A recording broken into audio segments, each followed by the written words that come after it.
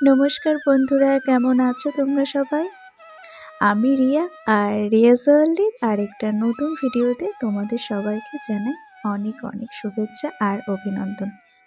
আজকে কিন্তু দিনটা চৈত্র সংক্রান্তি। যদিও তোমরা যেদিন ভিডিওটা পাবে তার কিন্তু অনেক দিন আগেই চৈত্র সংক্রান্তি হয়তো পার হয়ে যাবে।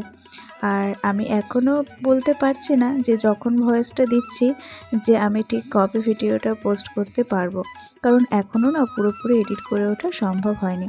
তো যাই হোক, আজকে তো চৈত্র সংক্রান্তি, তো তোমরা দেখতেই পাচ্ছ যে মা সকালবেলা উঠে কিন্তু পুজো করছে। আর আমিও সেই ভোর 4:30টার সময় উঠে সমস্ত ঘর দর পরিষ্কার পরিচ্ছন্ন করে মুছে দিয়ে এখন মা যেহেতু পুজো দিচ্ছে তাই একটুখানি ভিডিও করে নিচ্ছিলাম। আর তারপর কিন্তু আমিও চলে যাব স্নান করতে। আর এই দেখো, আজকে না এই চৈত্র সংক্রান্তির দিনে আমাদের নিয়ম আছে যে আজকে গোপালকে, অর্থাৎ গোপাল সোনা থাকলে বাড়িতে, তাকে ছাতু, কলা, তার সাথে গুড় সমস্ত কিছু দিয়ে খেতে দিতে হয়। তার সাথে অন্যান্য ঠাকুরদের তো দিতেই হয়। আর এই দেখো, এই জামাটা না যেহেতু পয়লা বৈশাখ উপলক্ষে সবাই নতুন জামা পরে, তাই কিন্তু আমরা আমাদের গোপাল সোনাদের জন্য নতুন জামা দুটো এনেছি। আর ওই যে বললাম যে গোপাল সোনাদের যেহেতু ছাতু দিয়ে আজকে আর তার সাথে কলা আর গুড় দিয়ে পুজো দিতে হয়, তো সেই জন্যে কিন্তু এই দিন সকালবেলা, অর্থাৎ এই চৈত্র সংক্রান্তির সকালবেলা আমাদের সবাইকে কিন্তু সেই একই জিনিস খেতে হয়। এইভাবে ছাতু, দই, কলা আর গুড় দিয়ে মেখে এইভাবে খেতে হয়। আর আজ যেহেতু সোমবার, তাই আমি চলে এসেছি বাবা মহাদেবের পুজোটা দিয়ে দিতে। তার সাথে অন্যান্য ঠাকুরদেরও আরেকবার পুজো দিয়ে নিলাম। যদিও মা তো সকালবেলা পুজো দিয়েই দিয়েছে, তো আমি আরেকবার চলে আসলাম স্নান দান করে বাবা মহাদেবের পুজো দিতে। তো দেখো, ভালো করে কিন্তু ভক্তি ভরে আমি বাবা মহাদেবের পুজোটা দিয়ে দিচ্ছি। আর তারপর পুজো দেওয়া হয়ে যাওয়ার পর সমস্ত প্রসাদগুলো কিন্তু আমি একটা বাটিতে তুলে নেব। তো চলো তোমরা পরপর দেখতে থাকো, তো বুঝতেই পারবে। আর তোমাদের কার কার বাড়িতে এরকম নিয়ম আছে আমাকে কিন্তু অবশ্যই জানিও।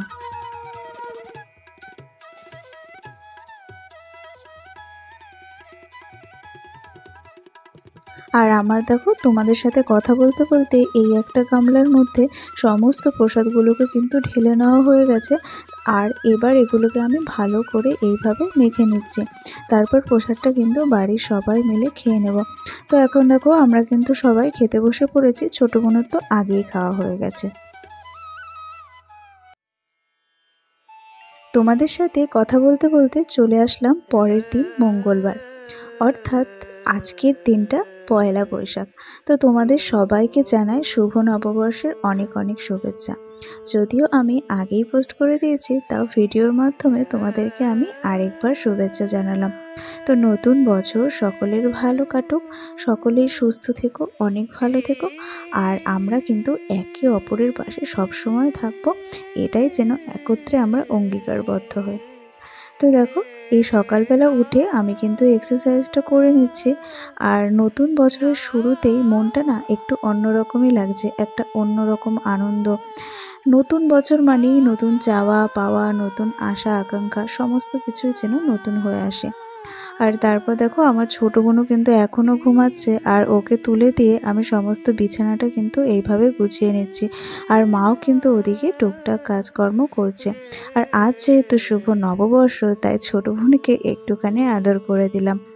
আর তারপরে আমি ঘরদোরগুলো পরিষ্কার করতে চলে এসেছি, কারণ আজকেও কিন্তু সকাল সকাল পুজো দিতে হবে।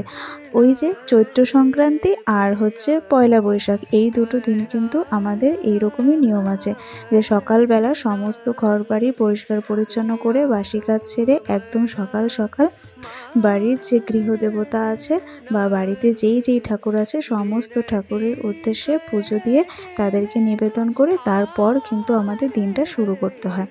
তো এই দেখো, আমিও কিন্তু স্নান দান করে চলে এসেছি। আর এই ড্রেসটা কিন্তু আমি পয়লা বৈশাখ উপলক্ষে নিয়ে নিই। তো অনেক দিন আগেরই কেনা এটা, না আমি অনলাইন শপিং করে কিনেছিলাম, কিন্তু বহুদিন ধরে এটা পরেই ছিল, ফিটিংও করা হয়নি আর পরা হচ্ছিল না। তো আজকে ভাবলাম যে স্নান করে নতুন কিছুই পরি, তো ওটাই পরে নিলাম। তো আমাকে কেমন লাগছে তোমরা কিন্তু সকলেই আমাকে জানিও। আর ওইদিকে আমার মাও চলে গেছে ঠাকুর ঘরে পুজো দিতে। সকালবেলা কিন্তু আজকে আমরা সবাই ভীষণ ব্যস্ত। আর আজকে দেখো আমি কি করছি, এই আম পাতাগুলো দিয়ে সুতোর সাহায্যে অর্থাৎ লাল সুতো দিয়ে একটা আমি মালা তৈরি করে নেব।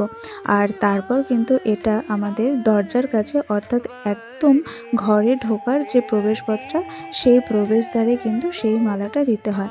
আর আম পাতার ওপর কিন্তু সিঁদুর দিয়ে নিতে হয় অবশ্যই। তো এরকম নিয়মটা কিন্তু আমাদের আছে। তোমাদের কার কার এরকম নিয়ম আছে আমাদেরকে বলো। আর আজকে দেখেছো আমার মা কি সুন্দর করে ঘরটা পেতেছে। কারণ আমার মা বলে যে আজকে যেহেতু নতুন বছরের আগমন হয়, তার জন্যে নতুন বছর যাতে শুভ হয় তার জন্য এই ঘরটা বাড়িতে পাততে হয়। আর তার সাথে সাথে আজকে পাকা আম দিয়ে ভগবানের উদ্দেশ্যে পুজো করতে হয়। তা না হলে নাকি সেই আম আমরা কখনোই খেতে পারবো না যতক্ষণ না পর্যন্ত ভগবানের উদ্দেশ্যে নিবেদন করব। আর তারপর দেখো মা কিন্তু সব ঘরের দরজায় দরজায় চন্দন আর সিঁদুরের ফোঁটা দিয়ে তার সাথে হলুদ ধনে দিয়ে এইভাবে নতুন বছরকে বরণ করে নিচ্ছে, যাতে আমাদের সমগ্র বাড়িটাতে নতুন বছরের একটা শুভ আশীর্বাদ সমস্ত কিছু শুভ জিনিস যেন আসে থাকে আর সংসারের সুখ শান্তি সমস্ত কিছুই যেন সবসময় এই বাড়ির মধ্যেই থাকে, এই বাড়ির চারপাশেই থাকে। আর তার জন্যই আমার মা এত কিছু করে, সমস্ত কিছু যাতে ভালো থাকে সব কিছুর জন্যে এত প্রচেষ্টা। তো আমিও দেখো বড়োদেরকে এখন প্রণাম করে নিলাম আর আমার ছোট বোনকে তারপর একটু আদর করে দিয়েছি। আর এখন আবার চলে এসেছে ঠাকুর ঘরে এই প্রসাদগুলো তুলে নিচ্ছে। আর আমার গোপাল সোনাদেরও সাথে সাথে খাইয়ে দিলাম। আর নীল পুজোর দিন দেখেছিলে হয়তো যে আমি কাঁচা আম দিয়ে ভগবানের উদ্দেশ্যে পুজো করেছিলাম। সেটাও কিন্তু একটা নিয়ম আছে যে ভগবানের উদ্দেশ্যে কাঁচা আম না দেওয়া অবধি কিন্তু আমরা কাঁচা আম খেতে পারি না। আর আমার ঠাকুমাকে যেহেতু প্রণাম করেছিলাম তাই ঠাকুমা ভালোবেসে আশীর্বাদী স্বরূপ ওটা দিয়েছে, তো তোমাদেরকে দেখালাম। আর এটা হচ্ছে আমাদের বাড়ির নতুন অতিথি, একে আমরা কিন্তু আমাদের বাড়ির ছাদ থেকে পেয়েছে আমার এই ছোট বোনও। তো ওকে নিয়েই কিন্তু আমরা সারাদিন আজকে ব্যস্ত ছিলাম। তো আজকের ভিডিওটা আমি এখানেই শেষ করলাম। এতক্ষণ অবধি যারা ছিলে তাদেরকে অসংখ্য ধন্যবাদ। সকলে ভালো থেকো, সুস্থ